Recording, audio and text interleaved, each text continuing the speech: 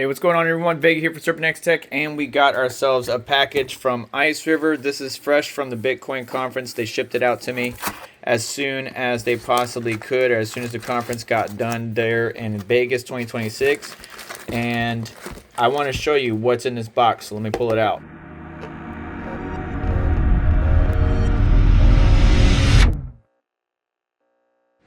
It was packed in there pretty well, so it wasn't going anywhere. Now, I do want to preface this that this device is not available for purchase whatsoever, but it does feature the first edition of BGIN's latest chip, right? BGIN blockchain's latest chip, the BT1. And we talked about this previously while Bitcoin conference was going on, but this is the BT0 Genesis Commemorative Edition Miner. Again, not for resale, so I can't sell this to anybody. And also, it's not going to be on sale. Is there anything else down there? Nope. Look at the bottom of the box. What do we got here? So yeah, the official model name is BT0. But I know it's got the BT1 chip within it from BGIN Technologies, right? Iceriver's, I believe, parent company. It looks like rating 5-volt DC, 3-amp max. Again, sample only, not for resale. There's a QR code down there at the bottom. Not sure if I should be showing you all this, but I'm going to anyways. Thank you, Iceriver and BGIN Blockchain, for sending this out to me. Got some padding on there, and here it is. We were looking at this, and we were trying to discern all the components from the information we can look at here, but that heatsink, this got some weight to it. That heatsink is pretty decent. So under here is the chip, and if we look, we got, this is closed off, got some ventilation right here. This is closed off, ventilation right here. A warning temperature saying that this is hot, so this heatsink gets hot. But it looks like we might be pulling air from these vents and then pulling it out the side here, or through this heatsink. That's a unique design. You know what this design reminds me of? Some of their, AE0s, Caspa, KS0 type miners, stuff like that. In the bottom here, again, model BT0, MAC address, which I probably shouldn't have shown you, but oh well. And the same information we saw in the back of that box, 5-volt, 3 amps, max, product name server. Again, this is just a commemorative miner. Can't see too much of the chips underneath the stickers there, but let's see here. So we got an ESP32 chip, or Express C. Let me see if you stop reflecting. There it is. You see it right there? I'm going to point to it right now. This guy right here. And then we got a little LED screen. USB power, debug. Seeing some voltage regulators. I'm seeing some. Okay, so similar to what we might see. I don't even know what this thing hashes at, but now that we're done picking at it, got a Type C on the side here. That looks like a HDMI instead of a micro USB. I could be wrong. No, that's a micro USB connection. Yeah. I'm just double checking. Looks like it would be a slot there for an SD card, but nope. That's just where that is. Is that a button right there? I'm seeing a button. You see that? U4 is what it says. Button's right here. Ooh, I'm sure we can open it up.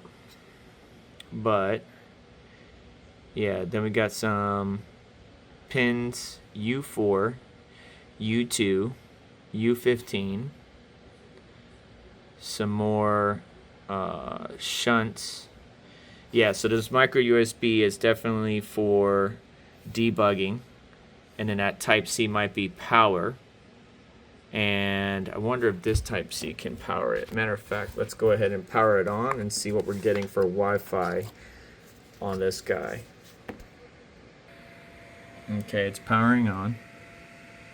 It's giving us an SSID, and I can hear the fan. You can see the fan spinning. Decent airflow out the back, nothing too crazy. But yeah, now we got to connect to it. So it's failing to connect to Wi-Fi because obviously this was shown off at the show. Trying to get a close-up for you guys on some of the components, which they might not like me showing you, but I don't think it's going to be that big of a deal. The main thing is the big boy down here. And I asked him if I could do a teardown. I don't know if I got a confirmation yet. I believe this is mine to keep, which I really appreciate companies like this working with me.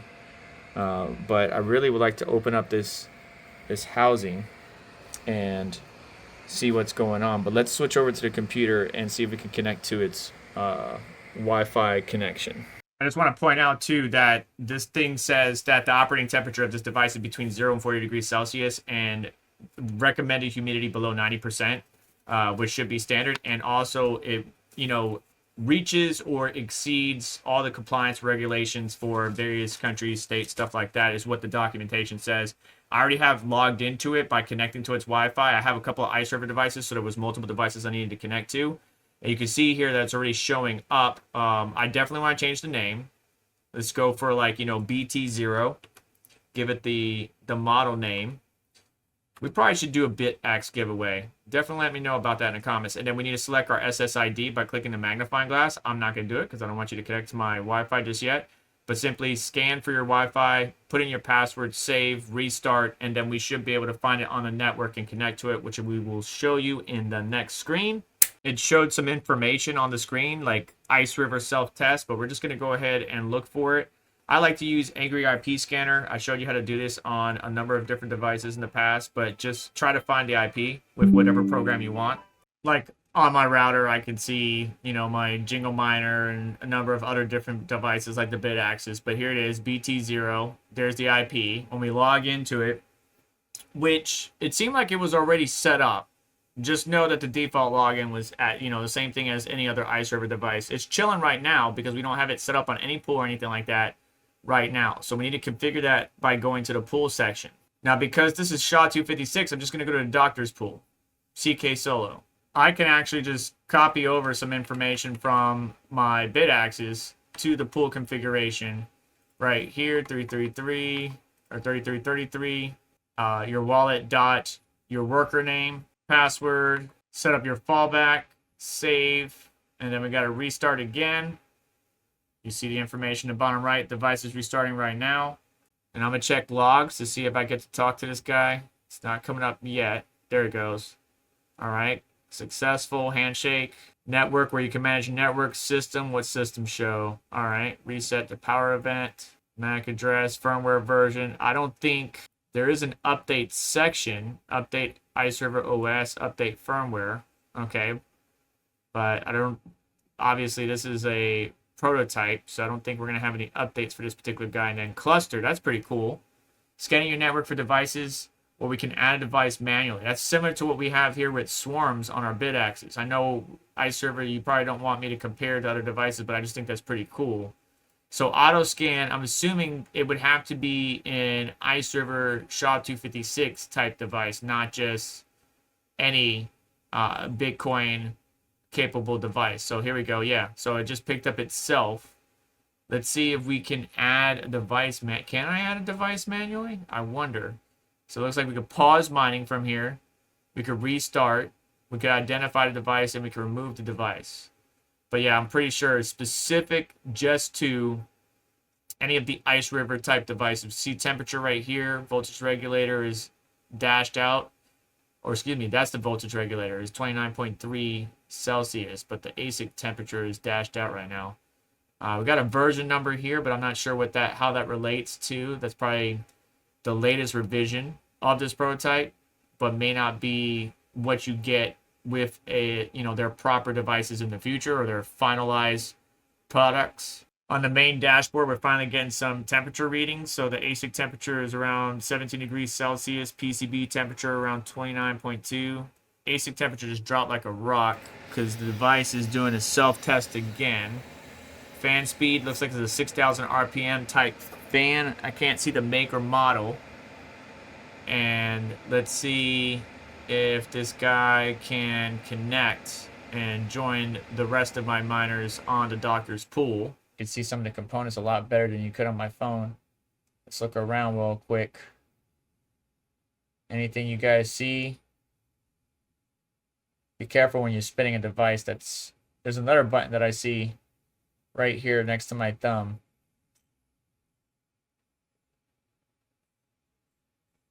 All right. Got the Iceriver logo now. See if it goes back through the self-test again. This is what I noticed it was doing earlier, so I thought it was my USB port, but it may not be. All tests pass, but is it going to cycle again? Yeah, it keeps power cycling for some reason. I'm going to try a different location and different USB cable. As we were just looking at the device and showing you the boot up procedure and all that stuff, I did notice it was boot looping, and it did turn out to be my USB. I tried 2 different USB cables. One going to a normal USB dock that you might have on your desktop, which is Type A to Type C. I even tried a Type C to Type C with a power brick rated for 5 volt, 3 amps, and both would just, the device would just continue to boot loop. But I found a Type C to Type C connection where I plug in directly into my power outlet, my Anchor power outlet, right? Your normal USB plugs, and then it has 2 Type A's and 1 Type C, and that seemed to have worked. And now here we are. We're not getting a lot of hash rate, like blow your doors off type hash rate, but we are showing a connection. Only about 400, 500 gigahash. It's fluctuating. I think the peak here was 1.2 terahash. Similar to, you know, I would say a BM1370 chip. But again, this is a prototype, right? So the average hash rate has obviously fluctuated between 1.2 terahash, 800 gigahash, 300 gigahash, 550 gigahash. I'm assuming, you know, with fine-tuned adjustments, the BGIN/Iceriver team will be able to get it a little bit more ironed out. Again, prototype, not for sale, not for retail, but I love the dashboard. The dashboard's pretty cool. Light mode, dark mode. We can see the Wi-Fi actual like connection in DBM up here. We could pause mining. We could restart the device, manage our pool. The logs, let's see the logs showing. They're not really showing me much. These are only 2 lines I've been getting since I've been looking at this device. But it's just showing basic information. I really would like to debug using the micro USB connection we saw. See if there's anything else going on. Network if you need to change it. System. Cluster I think is pretty cool. There's a grid view and list view that we showed earlier. But, you know, now it's showing 1.1 terahash. 60 degrees on the voltage regulator. 55 on the ASIC chip. Pretty good. Pull difficulty.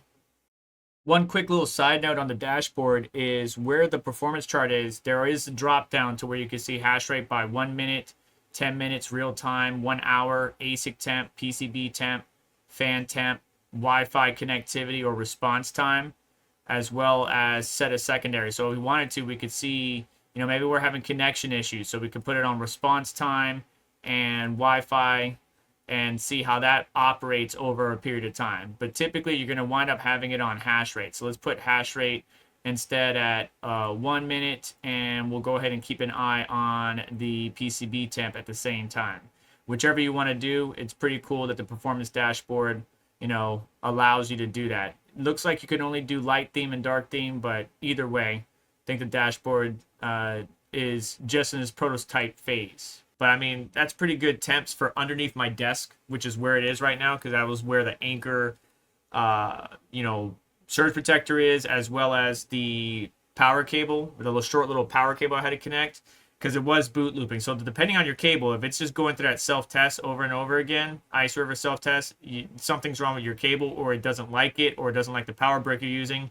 Try to find something different. But again, you might not get this. This is a prototype, you know, commemorative miner from Iceriver, right? BTC Genesis Commemorative Edition, limited, not for sale. It's just a proof of concept showing that BGIN blockchain and Iceriver have entered the fold into Bitcoin mining with the BT1 chip.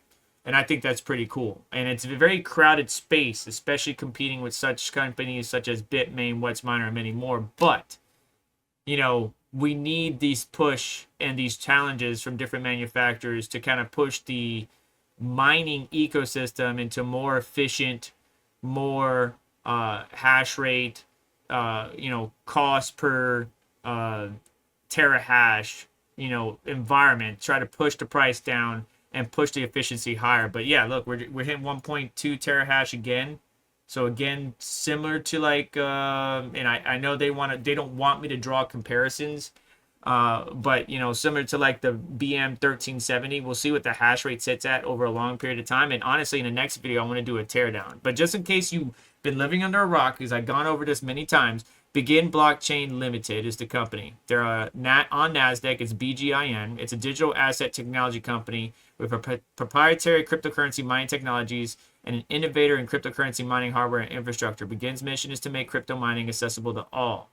Iceriver is BGIN's cryptocurrency mining hardware brand that is committed to designing, developing, and manufacturing most efficient mining equipment and providing the highest quality services. And when Caspa first came out, they were on it, and a lot of people bought their equipment before Bitmain came out with their stuff, and people started buying a split between Iceriver and Bitmain, and then other ASICs became available, and Aleo and some of the other things. So yes, Iceriver has products for various cryptocurrencies, but now this is their step towards the SHA-256 Bitcoin mining environment. And I want to hear your thoughts of what you think about the miner, what you think about Iceriver's forte with the BT1 chip, and are you excited to see what they bring next? I'm excited.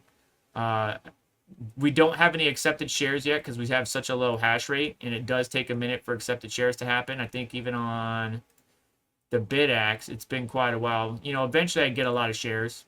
Small rejection rate right here. But this is a prototype, and I know they're going to continue to fine-tune and adjust and stuff like that. I like the dashboard. Thermals are looking really good, but I think we need to do a teardown and take a closer look at the BT1 chip. What do you think? I'm trying to get permission from Iceriver, but as long as I get to keep this device, I don't think they can stop me.